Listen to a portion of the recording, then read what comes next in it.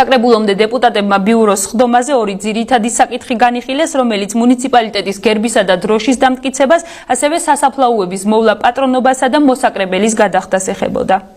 საზოგადოებრივ დარბაზზე პირველ განსახილველ თემად გერბისა და დროშის საკითხი გამოვიდა.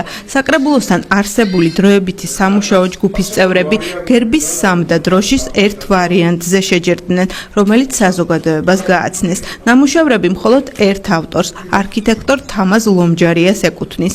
აქცენტები მომავალ სიმბოლიკებზე რამდენიმე მიმართულებით გაკეთდა. ოზურგეთის მუნიციპალიტეტს სავარაუდოდ გერბი და დროშა ერთ თვეში ექნება.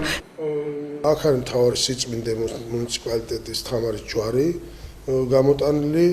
ვახუშტი ბაგრატიონისეული ვერსიიდან გადმოვიდა 8 ქიმიანი ცისკრის ვარსკვლავი, ხოლო მე-19 საუკუნის დასაწყისის 20-იანი წლების უпростоრად გერბიდან აქ გადმოვიდა ჰერალდიკური ლეოპარდი და სვეტი. ბუნებრივია, აქ არის გამოტანილი ზღვის თემაც, იმდენად, რამდენადაც მუნიციპალიტეტს ზღვაც აკრავს.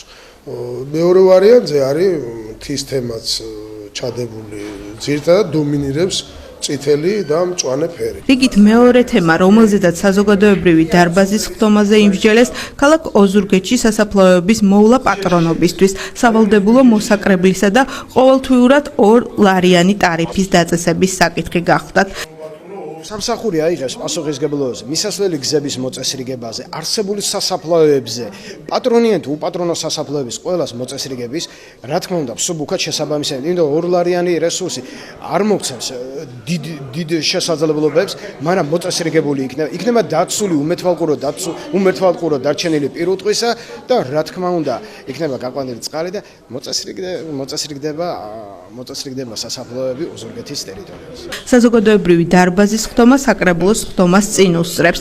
მოსახლეობა ყველა იმ საკითხს ეცნობა, რომელიც წარმომადგენლობით ორგანოზე გავა.